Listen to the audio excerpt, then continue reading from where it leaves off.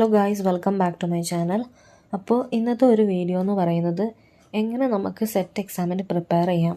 അതായത് ഞാൻ സെറ്റ് എക്സാമിന് എങ്ങനെ പ്രിപ്പയർ ചെയ്തു, ഫസ്റ്റ് ചാൻസിൽ തന്നെ എങ്ങനെ പാസ്സായി, എന്തൊക്കെയായിരുന്നു ഞാൻ യൂസ് ചെയ്തിട്ടുള്ള ടെക്നിക്സ്, അങ്ങനെയുള്ള കാര്യങ്ങളൊക്കെ ജസ്റ്റ് നിങ്ങളുമായിട്ടൊന്ന് ഷെയർ ചെയ്യാമെന്നാണ് ഞാൻ വിചാരിക്കുന്നത്. അപ്പോൾ നിങ്ങൾ ഈ ചാനലിലേക്ക് പുതിയതായിട്ടാണെന്നുണ്ടെങ്കിൽ ഈ ചാനൽ ഒന്ന് സബ്സ്ക്രൈബ് ചെയ്തേക്കുക. ഒപ്പം തന്നെ തൊട്ടടുത്തുള്ള ബെൽ ബട്ടൺ കൂടി ഒന്ന് എനേബിൾ ചെയ്ത് വെക്കുക. അതേപോലെ ഈ വീഡിയോസൊക്കെ നിങ്ങൾക്ക് യൂസ്ഫുള്ളായി തോന്നുന്നുണ്ടെങ്കിൽ നിങ്ങളുടെ ഫ്രണ്ട്സിനും കൂടിയൊക്കെ ഒന്ന് ഷെയർ ചെയ്ത് കൊടുക്കുക. അപ്പോൾ നമുക്ക് ഇന്നത്തെ വീഡിയോയിലേക്ക് കിടക്കാം. അപ്പോൾ ആദ്യത്തെ ചാൻസിൽ തന്നെ സെറ്റ് പാസ്സായിട്ടുള്ള ഒരു വ്യക്തിയാണ് ഞാൻ. അപ്പോൾ എങ്ങനെയാണ് എനിക്ക് ആ ഫസ്റ്റ് ചാൻസിൽ തന്നെ സെറ്റ് ക്രാക്ക് ചെയ്യാൻ സാധിച്ചത് എന്നാണ് ഞാൻ നിങ്ങളുമായിട്ട് ഷെയർ ചെയ്യാൻ പോകുന്നത്. അപ്പോൾ നിങ്ങൾക്ക് ഇവിടെ കാണാൻ സാധിക്കും, ഇതെൻ്റെ റിസൾട്ടാണ്. ഞാൻ ബോട്ടണി സ്റ്റുഡൻ്റ് ആയതുകൊണ്ട് സബ്ജക്റ്റ് ബോട്ടണി. പിന്നെ അതുപോലെ തന്നെ നമുക്ക് കമ്മ്യൂണിറ്റി കോട്ട ഏത് ജനറൽ കൊടുക്കാം. പിന്നെ നിങ്ങളുടെ കമ്മ്യൂണിറ്റി ഏതാണോ അതനുസരിച്ച് നിങ്ങൾക്ക് അപ്ലൈ ചെയ്യാവുന്നതാണ്. ഓരോ കമ്മ്യൂണിറ്റി ബേസ് ചെയ്ത് മാർക്കും ഡിഫറെൻ്റ് ആയിരിക്കും. ഇപ്പോൾ ഇവിടെ കാണിച്ചിട്ടുണ്ട് പെർസെൻറ്റേജ് ക്രൈറ്റീരിയ നിങ്ങൾക്ക് ഇവിടെ കാണാൻ സാധിക്കും. ജനറൽ ആണെന്നുണ്ടെങ്കിൽ പേപ്പർ 1-ന് 40%, അതേപോലെ പേപ്പർ 2-നും 40%, അത് രണ്ടുകൂടി പ്ലസ് ചെയ്ത് അഗ്രിഗേറ്റ് വരേണ്ടത് 48%. അങ്ങനെയായിരിക്കണം നമ്മൾ മാർക്ക് സ്കോർ ചെയ്യേണ്ടത്. ഇനി OBC കാൻഡിഡേറ്റ്സ് ആണെന്നുണ്ടെങ്കിൽ അവർക്ക് 35%, പേപ്പർ 1-നും 2-നും 35%, ദെൻ ടോട്ടൽ അഗ്രിഗേറ്റ് 45% ക്രോസ് ചെയ്യണം.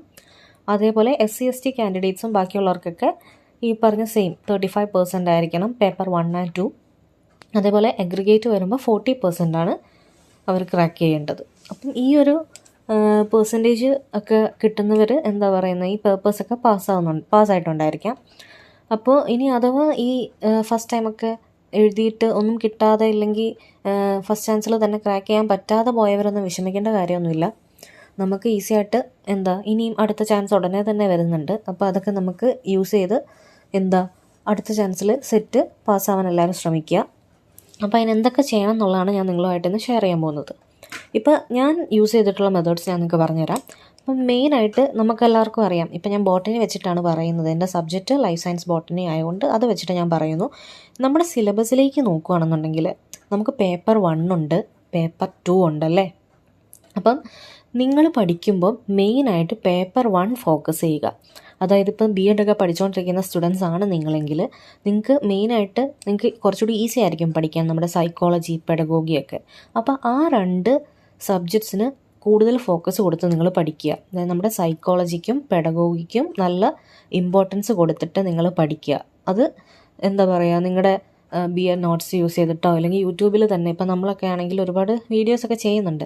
അപ്പോൾ അങ്ങനത്തെ വീഡിയോസൊക്കെ കണ്ടിട്ട് പഠിക്കുക.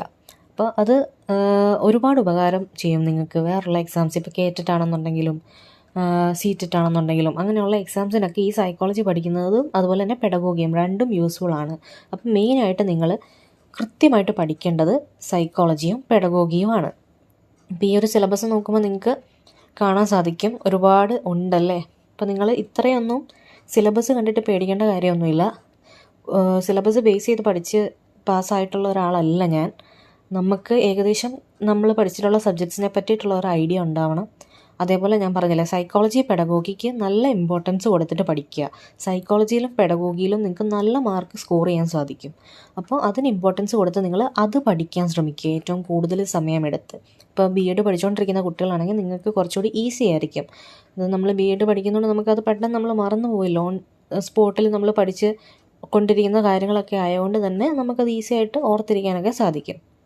അപ്പോൾ നിങ്ങൾ സൈക്കോളജിയും പെഡഗോഗിയും നല്ല വെയിറ്റേജ് കൂടുതൽ കൊടുത്ത് മെയിനായിട്ട് അത് തന്നെ പഠിക്കുക.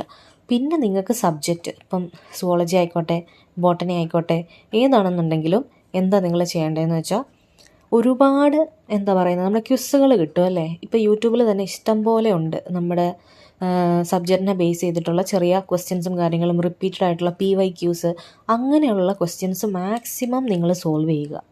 ഞാൻ അങ്ങനെയായിരുന്നു ചെയ്തിരുന്നത്. നമുക്ക് കിട്ടുന്ന പ്രീവിയസ് ഇയർ ക്വസ്റ്റ്യൻസ് ഉണ്ട്, അത് ചിലതൊക്കെ അതേപോലെ തന്നെ ക്വസ്റ്റ്യൻസ് റിപ്പീറ്റ് ആയിട്ട് വരുന്നുണ്ട്. പിന്നെ അങ്ങനെ ഒരുപാട് ക്വസ്റ്റ്യൻസ് സോൾവ് ചെയ്യുമ്പോൾ നമ്മൾ അത്രയും ടോപ്പിക്ക് കവർ ആകുകയാണ് ചെയ്യുന്നത്. അപ്പം നമുക്ക് ഈ ഒരു സിലബസ് നിങ്ങൾക്ക് കണ്ടാൽ അറിയാം, ചെറിയൊരു സിലബസ് അല്ലല്ലേ. നമ്മൾ കൊച്ചിലേ തൊട്ട് പഠിച്ചിട്ടുള്ള നമ്മുടെ ലൈഫ് സയൻസ് മൊത്തം ഉണ്ട്.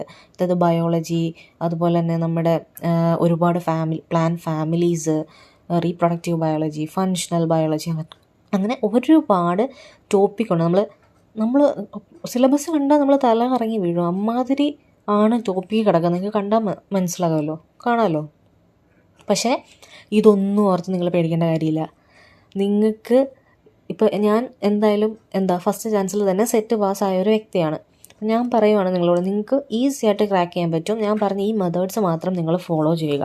എന്തൊക്കെയാണ്?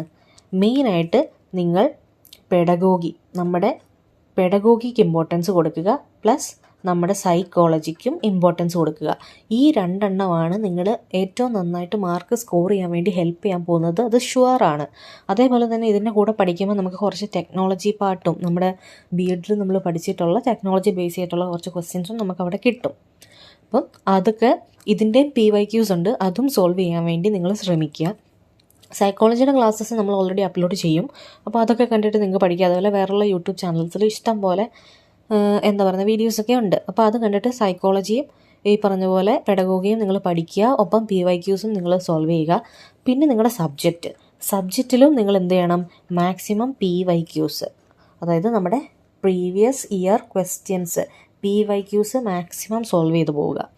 അങ്ങനെയാണെന്നുണ്ടെങ്കിൽ നിങ്ങൾക്ക് സിമ്പിളായിട്ട് സെറ്റ് ക്രാക്ക് ചെയ്യാൻ സാധിക്കും.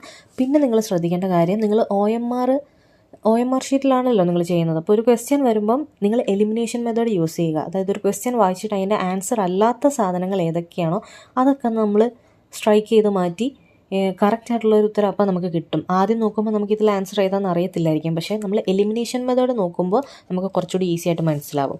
അപ്പോൾ അങ്ങനെയൊക്കെ ഉള്ള കുറച്ച് ട്രിക്സും കാര്യങ്ങളൊക്കെ യൂസ് ചെയ്താൽ നിങ്ങൾക്ക് നല്ല മാർക്ക് തന്നെ സ്കോർ ചെയ്യാൻ സാധിക്കും. പിന്നെ ഒരു ക്വസ്റ്റ്യൻ പോലും നിങ്ങൾക്കറിയാലോ, നെഗറ്റീവ് മാർക്ക് ഇവിടെ ഇല്ല. സെറ്റിന് എന്താണ്?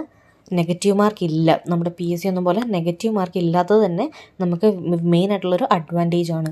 അപ്പം എല്ലാ ക്വസ്റ്റ്യൻസും സോൾവ് ചെയ്യുക, ഫുൾ ക്വസ്റ്റ്യൻസും സോൾവ് ചെയ്യുക. ഒന്നും ചെയ്യാൻ പറ്റില്ല എന്നുണ്ടെങ്കിൽ ജസ്റ്റ് എന്തെങ്കിലുമൊക്കെ ഒന്ന് ബബിൾ ചെയ്തിട്ടേക്കുക. അപ്പം അങ്ങനെയൊക്കെ ഇത്രയും കാര്യങ്ങളൊക്കെ ചെയ്യുകയാണെന്നുണ്ടെങ്കിൽ ഉറപ്പായിട്ടും നിങ്ങൾക്ക് സെറ്റ് ഫസ്റ്റ് ചാൻസിൽ തന്നെ പാസ്സാവാൻ സാധിക്കും. അപ്പം ഈ മെത്തേഡ്സൊക്കെ യൂസ് ചെയ്ത് നിങ്ങളൊന്ന് പഠിച്ചു നോക്കുക. എല്ലാവർക്കും ഈ വരുന്ന ഉടനെ തന്നെ എക്സാം ഉണ്ട്. അപ്പോൾ ഈ വരുന്ന സെറ്റിൽ നിങ്ങളെല്ലാവരും പാസ്സാവട്ടെ എന്ന് ഞാൻ ആശംസിക്കുന്നു. നിങ്ങൾക്ക് ഈ വീഡിയോ യൂസ്ഫുൾ ആയിട്ട് തോന്നിയിട്ടുണ്ടെങ്കിൽ ഒന്ന് ലൈക്ക് ചെയ്യുക. അതുപോലെ നിങ്ങളുടെ ഫ്രണ്ട്സിനൊക്കെ കൂടി ഒന്ന് ഈ ഒരു അറിവൊന്ന് ഷെയർ ചെയ്ത് കൊടുക്കുക. പിന്നെ ഇതുമായി ബന്ധപ്പെട്ടുള്ള ഇനി നിങ്ങൾക്ക് വേണ്ട വീഡിയോസും കാര്യങ്ങളൊക്കെ വേണ്ടത് കമൻറ്റ് സെക്ഷനിലൊന്ന് ജസ്റ്റ് മെൻഷൻ ചെയ്യുക. നമ്മൾ വീഡിയോസൊക്കെ ചെയ്യുന്നതായിരിക്കും. അപ്പോൾ അടുത്ത വീഡിയോയിൽ കാണുന്നതായിരിക്കും. എല്ലാവർക്കും ബൈ ബൈ.